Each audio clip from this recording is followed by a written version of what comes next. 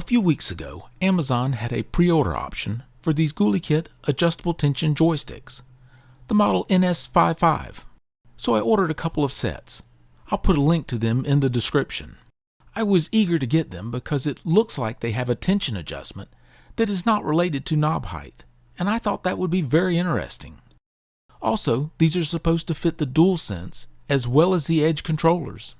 I'm a little curious how they were going to work that, as the thumb knob dome is slightly different between the two, the Edge being a little bit lower. So you get the two joysticks, 6 thumb knobs with 3 different heights, a little adjustment tool. The adjustment tool looks like it's got something close to a small Phillips on the end of it. The joystick mechanism itself looks like the other GuliKit joysticks I've used, which have been very good. The cap pops off, exposing a little, it looks like a Phillips. Has a tiny triangle on it, and a little white spot on the edge of the shaft.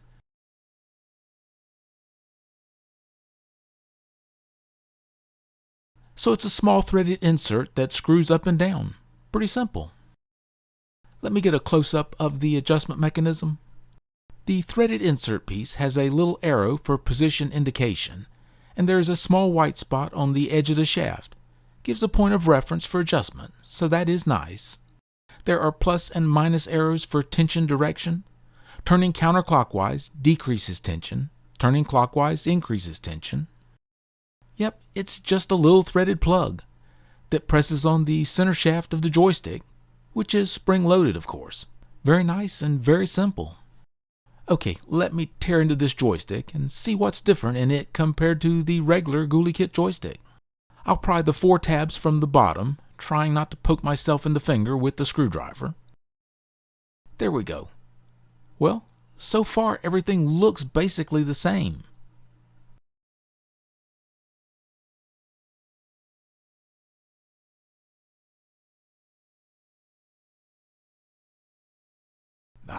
There's the difference. The plastic plunger that rides on the tapered bottom plate, and the center metal shaft that presses down on the spring. The dome cap doesn't seem to pull off, but I can't imagine the joystick being assembled inside the metal joystick frame. I'm going to pull all the pieces off the center shaft and see what it looks like, but getting these grease-covered plastic pieces apart is a bit frustrating. Hard to see in the video, but it does look like 2 pieces. I'm going to get some pliers on it and see what gives. Alright, it is 2 pieces, held together with a retaining ring. I don't think you will ever have to worry about that popping off.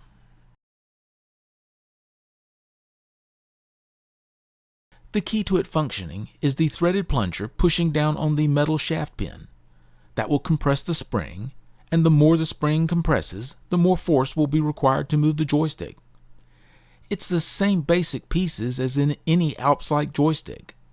The only real difference is instead of the spring fitting in an opening in the joystick center shaft, it fits on a metal pin that extends up through the center of the shaft, and the height of the pin is controlled by the threaded plunger. That is well done, so simple and elegant. Let me take a closer look at the sensor, see if it is the same as the previous GuliKit sensors. Poles of the magnet are front and back face, just like the other GuliKit TMR sensor, well, like all the other TMR sensors, except for the K-Silver. Let me pull the sensor circuit board out of the housing. And here's a close-up of the sensor circuit board. The 2F number on the IC is the same as the previous GuliKit TMR sensors, so that would be the marking ID. XCB would be a lot or date code, and the 2 capacitors. So it is the same sensor, which is good because it's a very good sensor. Just a quick look at the sensor timing. I'll put a link to my previous GuliKit video that has more detail on sensor timing. Each one of the divisions represents 1 millisecond in time. The yellow trace is the magnetic field, and the green trace is the output of the sensor. Basically, the output moves as fast as you can move the joystick. Like all the TMR sensors, it's very fast. Before I put the NS55s into a controller, I want to take a look at it compared to the original GuliKit TMR joystick and thumb knob. The joystick on the right is the original GuliKit, and I'll try to line them up height-wise. Top of the thumb knob is about the same, but the dome part of the knob extends much lower. I don't think that should cause any problem. The dome top seems to be a little bit lower, and the slope down seems to be a bit steeper. So it looks like there will be a bit more gap between the dome and the DualSense case. Really, that's a good thing, as the older version was so close, it would sometimes rub if installed on a non-GuliKit joystick. I'm going to install a set of these into a DualSense controller with a BDM020 mainboard. I don't know how many more joystick swap outs this controller has left in it. I have the soldering iron set to 700 degrees, about 370 C, and I'm using some 6337 tin lead Kester solder. Now before installing the board back into the controller, I will hook up the battery and connect to the Gamepad Tester website and check to make sure all the axes and the R3, L3 switches are working. If something is not working, now is a much better time to look for the problem. Everything is working, so I'll put the controller back together and see how the new joysticks work out. First thing I will do is go to the calibration website and do the calibration, first the stick center and then the range. I have the tension set very low with the arrow pointed at the white mark. I feel like the insert is barely pushing on the plunger at this position, so I may not be quite at minimum tension, but I'm very close to it. After calibration, I will save the changes permanently, disconnect the controller from the calibration website with the disconnect button, and then to the Gamepad Tester website. My normal center return test is to move the joystick to an axis maximum or minimum and let go of the stick and see how close it gets to zero. Both of these sticks seem to return within 2 to 3 counts of zero, so really not bad for such a low tension joystick. But I was asked how well do they return if moved slowly, and I was thinking, what would be the best way to determine that? So I thought probably the best way would be to see how far off center I could move the joystick without it returning to a value closer to zero. Here's the left stick, axis 0, moving to the left, looking for the lowest value that it will not return from. And it looks like 2 counts, not bad. Now trying axis 0 moving to the right. So it looks like a 0.0315, so 4 counts, that's not that good. And here's axis 1 moving up. I can only get it to move 1 count and stay, so that is quite good. Now down on axis 1. This one is easy to get it to stay 5 counts off. That is not good, but still that's only 6 counts total for the axis. So both axes on the left stick have about a 6 count center area. I probably need to do a better job of center calibration, as the 5 counts off on the down movement is a bit much. Now to the right stick, axis 2 and movement to the left. Looks like 1 count and not that easy to get it to even stay 1 count off. Movement to the right looks like 3 counts off, so 4 total for this axis. This joystick is a bit better at return to 0 than the left joystick, at least for the left-right axis. Now axis 3 moving up.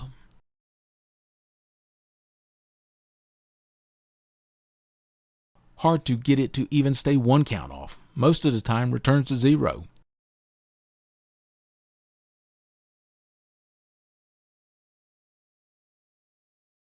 Movement down is another story altogether. It is pretty easy to get it to stay between 6 and 7 counts off. I definitely need to do a better job of center calibration. The fact that both sticks' down movement is where the greatest error lies, I'm going to put that on my movement of the sticks during center calibration. So I would say the total center range for any of the 4 axes is around 6 to 7 counts. I wouldn't say that is great, but I expect it to be about average.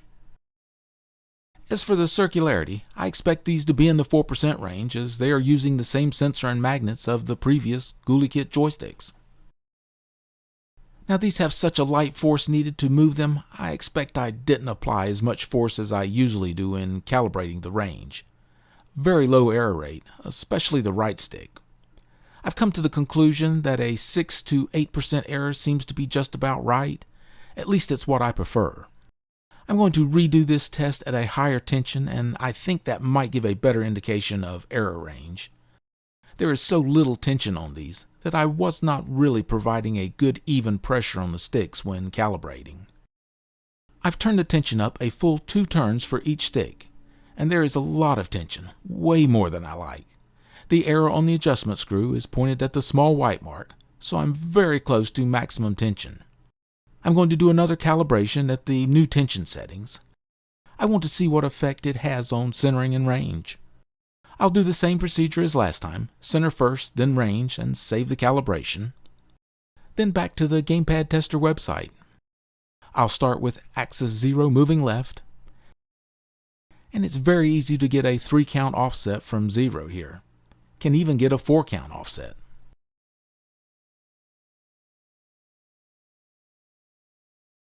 Moving right, again pretty easy to get a 3 count offset from 0, but that is about it.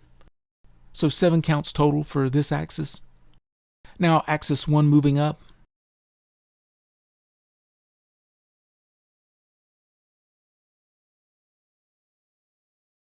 A pretty solid 4 counts off of 0. And axis 1 moving down.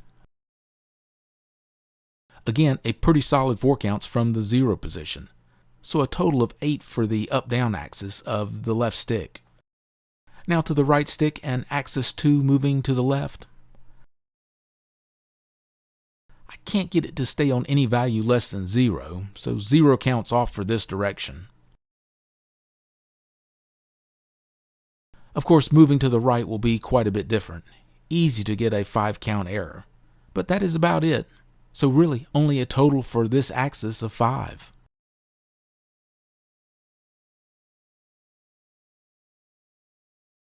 And now axis 3 moving up. 2 counts off center in the up direction.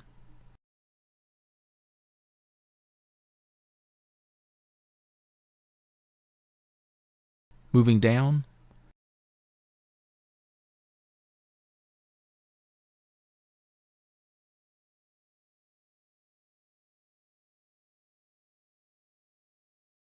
Again, only 2 counts.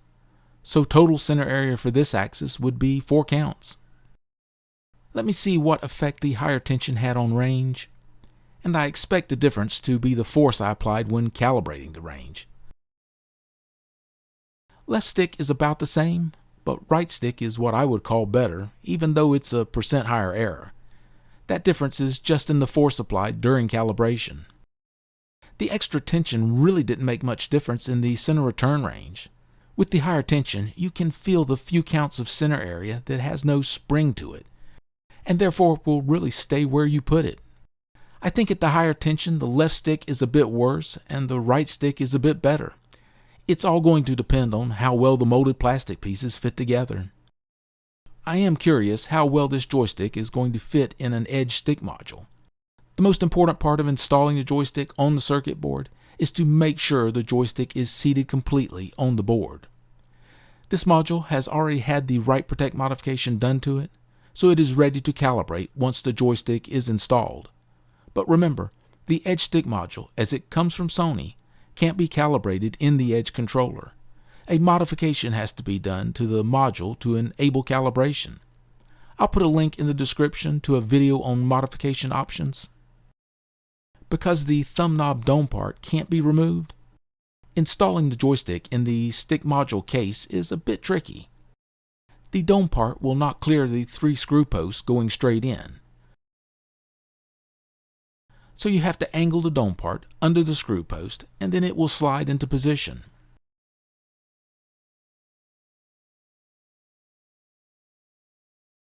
A note here, you might want to install the circuit board into the Edge controller without the case on it to test and make sure the joystick is working. Just be very gentle with it, you don't want to damage the connector. It's not too bad to install the circuit board and joystick into the case, but it is a lot harder to remove it. So making sure the joystick is functioning properly can save a bit of aggravation. Make sure the board is aligned with the alignment pins and completely seated, and then the bottom plate can be installed.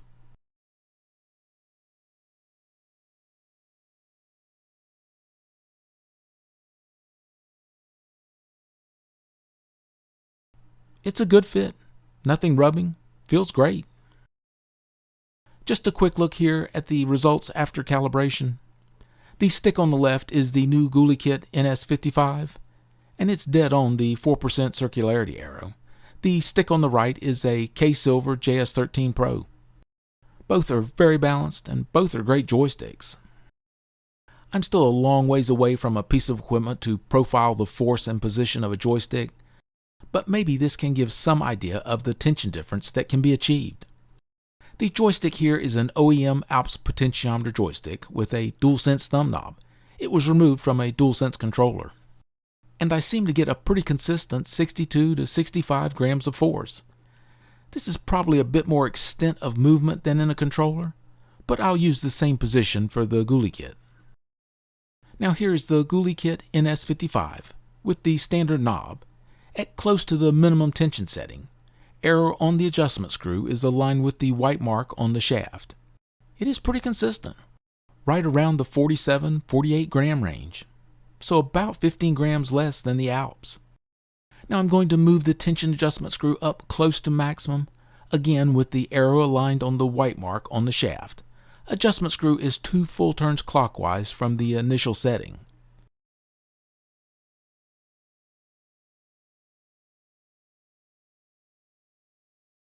Looks like 84 to 86 grams, about 20 grams more than the Alps joystick. Very close to a 40 gram adjustment range. I think that is pretty good. So where does that put this joystick on my hierarchy of joysticks? First, this is an incredible joystick. The adjustability is quite amazing, and with such a slight alteration to the joystick mechanism. If the tension of the joystick is very important to you, you want a very light touch or you want a very heavy touch, then this is going to be the joystick for you. I don't think there is anything to compete with this in the very low or very high tension area. I didn't think I would ever find a joystick that had too soft a feel for me, but this one will adjust to a lower tension than even I like. And at the upper end of the tension range, it makes for a very stiff joystick. So I think whatever tension you like, this joystick is likely to satisfy that desire. It's a great joystick, but there are some downsides. I happen to love the GuliKit thumb knobs. They're my favorite, but I know not everyone does. There is no option for these joysticks to use the original DualSense thumb knobs, so you will have to weigh your desire for the wanted tension to the feel of the thumb cap. That is a decision only you can make. There is a tension difference between joysticks even with the adjustment screw set at the same position. I have one set about 1/8 of a turn above the minimum mark, and the other joystick set to about 1/4 turn above the minimum mark. This isn't really a problem. You just need to be aware you might need to tweak the tension adjustment to get a well-matched set of joysticks. I've been going back and forth between these NS55s and the K-Silver JS13 Pro sticks. I love the light touch and thumb knobs of the NS55s. I also love the smoothness of the JS13 Pro sticks. And it is a really close call, but I'm going to still pick the JS13 Pro as my favorite joystick. The smoothness won me over. The joystick tension is not that big of a deal to me. I like the lighter tension, but it's not the most important aspect to me. But what I can say is my top 2 picks for joysticks right now are the GuliKit NS55s and the K-Silver JS13 Pros. You can't go wrong with either one. If the desired tension is more important to you, go with the NS55s. If smoothness is more important, go with the JS13 Pro. And thank you for watching.